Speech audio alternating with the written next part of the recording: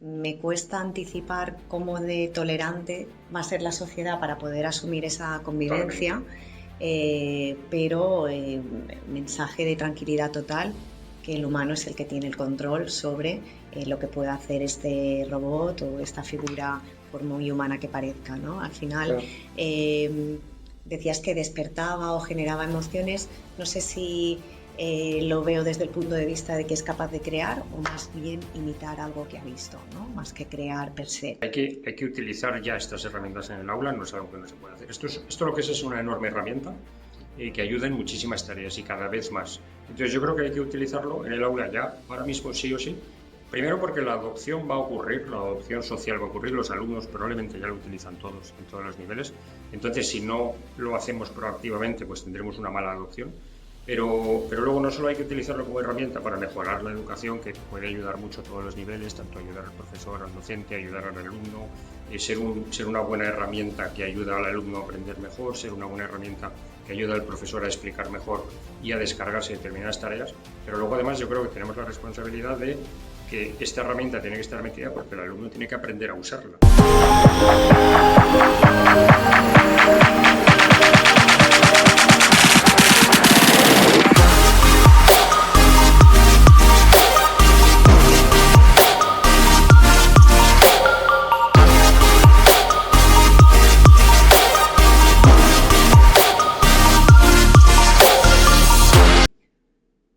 Muy buenas, estamos aquí con dos auténticos fenómenos. Tenemos con nosotros a María José Peral, CEO del Instituto de Inteligencia Artificial, y David Hurtado, responsable de innovación en Microsoft.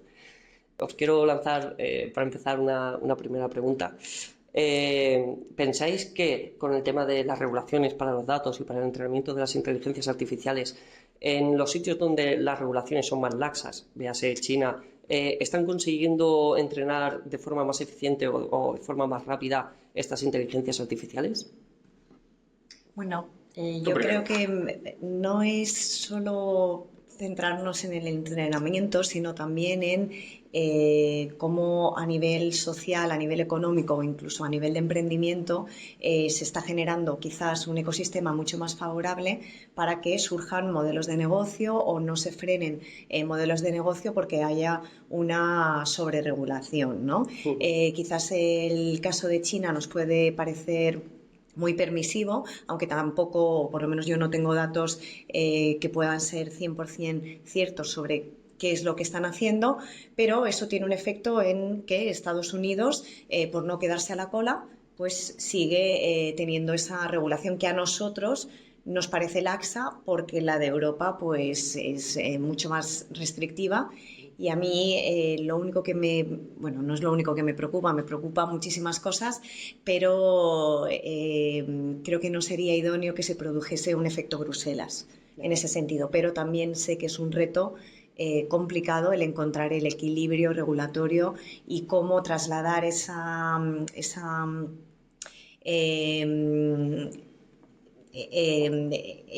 propuesta regulatoria al día a día de una empresa, ¿no? ¿Qué figuras son las que van a velar por el buen cumplimiento de esas regulaciones? A nivel macro gobierno, ¿quién también va a entender, ¿no?, cómo se aplica? Entonces, ¿cómo se traduce la regulación? Me preocupa, mucho más que lo que esté haciendo China o Estados Unidos en este momento.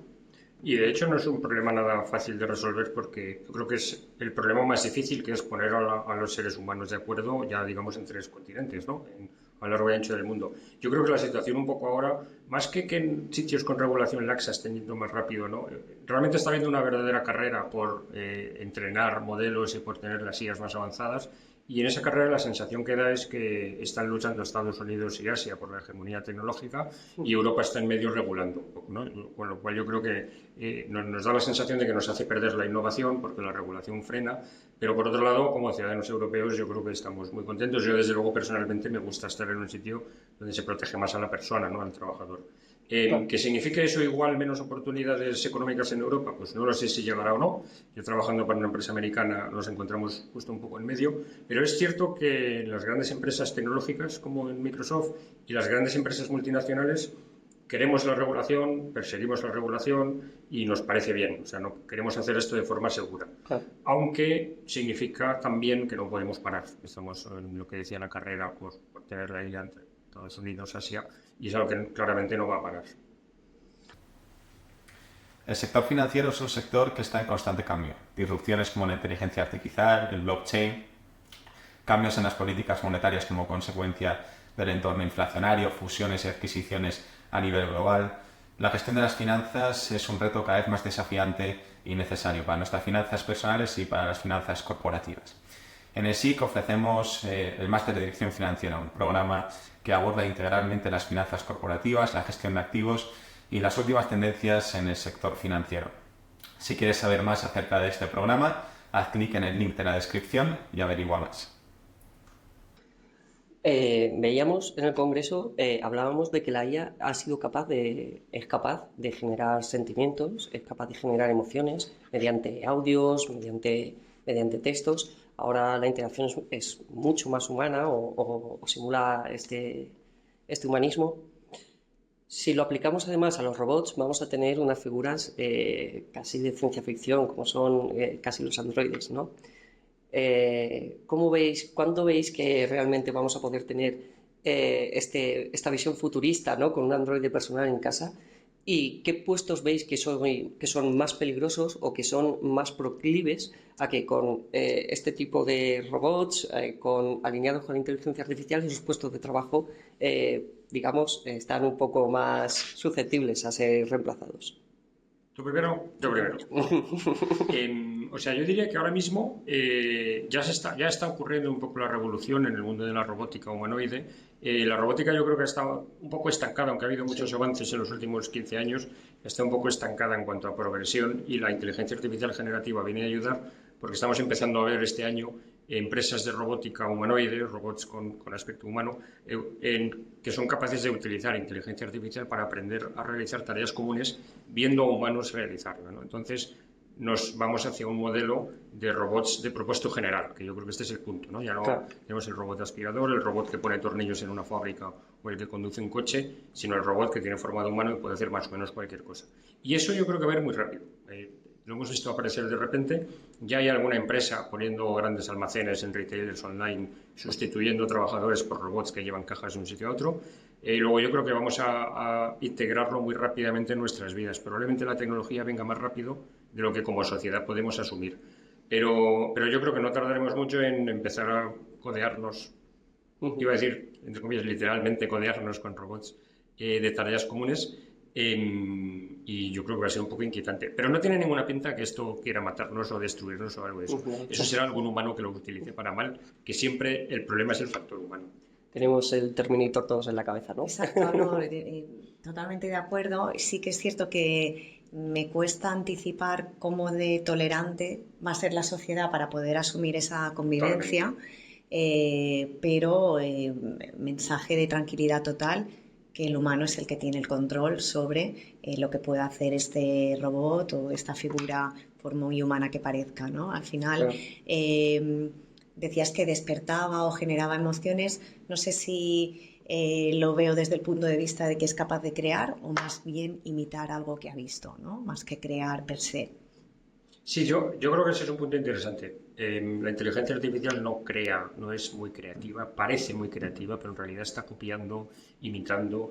Los robots yo creo que serán capaces de imitar emociones, lo harán muy bien. Yo creo que llegará un momento que se vislumbre o que cueste, que sea una barrera difusa, pero en realidad yo creo que el freno es cómo somos nosotros capaces de adoptarlo, que yo creo que será mucho más lento de lo que va la tecnología. Como sociedad tardaremos en aceptar robots entre nosotros humanoides con los que nos comportemos como si fuera un compañero más. Claro, no lo aceptaríamos tampoco como un igual. Al fin y al cabo, debería estar a nuestro servicio. Sí, habrá esa superioridad, ¿no? De nuestros esclavos tecnológicos, ¿no? Podríamos así. Por último, tengo que haceros esta pregunta. ¿Cómo veis o cómo pensáis que debería de ser el aula del futuro? Con toda esta IA, ¿cómo creéis que deberíamos de, como docentes, introducir todas estas mejoras o todas estas posibilidades, introducirlas ya no solo para el alumno, que obviamente no se lo podemos negar, creo que no hay que ponerle puertas al mar, pero ya no solo el alumno, sino también el docente, cómo debe adaptarlo para preparar sus clases, para llevarlo y que sea un tema, yo creo que experiencial, ¿no? Mira, ahí has dado con la palabra que quería utilizar para este contexto, porque bueno, la educación es algo que me apasiona, tanto porque bueno, desde el instituto tenemos el foco muy puesto en la educación y en la divulgación, pero también como responsabilidad social, ¿no? Creo que es importante. Y a mí me gustó mucho cómo viró la ley de educación en cuanto al incluir lo que se llaman ahora experiencias de aprendizaje, ¿no? Me parece que ese modelo de una clase colaborativa en la que hay grupos, hay experiencias, se intercambia, tiene un encaje perfecto con la tecnología. El docente lidera, los alumnos contribuyen y la tecnología ayuda a que esa difusión, ¿no? de conocimiento, de experiencias, que todo sea mucho más vivencial, es algo que el incorporar herramientas de inteligencia artificial en este sentido u otro tipo de soluciones tecnológicas va a poder potenciar, ¿no? Sin descuidar tareas que seguirán siendo humanas, necesarias para la evolución cerebral de las mentes, ¿no? Desde los más pequeños hasta que maduramos, ¿no? Cognitivamente, y sin olvidar pues también esa parte más manual, artística, de reflexión y de debate. Sí, yo diría que además, o sea, hay que utilizar ya estas herramientas en el aula, no es algo que no se puede hacer. Esto lo que es una enorme herramienta que ayuda en muchísimas tareas y cada vez más. Entonces yo creo que hay que utilizarlo en el aula ya, ahora mismo sí o sí. Primero porque la adopción va a ocurrir, la adopción social va a ocurrir, los alumnos probablemente ya lo utilizan todos en todos los niveles. Entonces si no lo hacemos proactivamente, pues tendremos una mala adopción. Pero luego no solo hay que utilizarlo como herramienta para mejorar la educación, que puede ayudar mucho a todos los niveles, tanto ayudar al profesor, al docente, ayudar al alumno, ser una buena herramienta que ayuda al alumno a aprender mejor, ser una buena herramienta que ayuda al profesor a explicar mejor y a descargarse determinadas tareas. Pero luego además yo creo que tenemos la responsabilidad de que esta herramienta tiene que estar metida porque el alumno tiene que aprender a usarla. No es solo porque vaya a aprender mejor la materia que sea, sino porque hay que estar preparados que todo el mundo va a utilizar estas herramientas habitualmente, ¿no? Entonces no es algo que pueda estar fuera de la educación, ¿no? Yo enseño materias en los colegios, en las escuelas, universidades, y las herramientas las aprenden en su casa. Yo creo que es una herramienta tan básica, tan esencial, que la tenemos que utilizar en todas partes. Y luego yo creo que el mundo docente además es uno de los que más puede beneficiarse, justamente porque hay mucha tarea tediosa, manual, que podríamos no necesitar o no querer hacer y podríamos relegar a la tecnología, ¿no? Y dedicarnos más a pues, la enseñanza experiencial que comentabas, más a sentar conceptos, más a trabajar habilidades cognitivas y menos a habilidades más manuales, ¿no? que la herramienta me pueda quitar. Perfecto, estaríamos, vamos, horas yo creo hablando, pero el tiempo apremia y nada, os agradezco mucho que nos hayáis podido dedicar unas palabras. Nada, muchísimas gracias. Nada, Buenísimo, gracias a vosotros.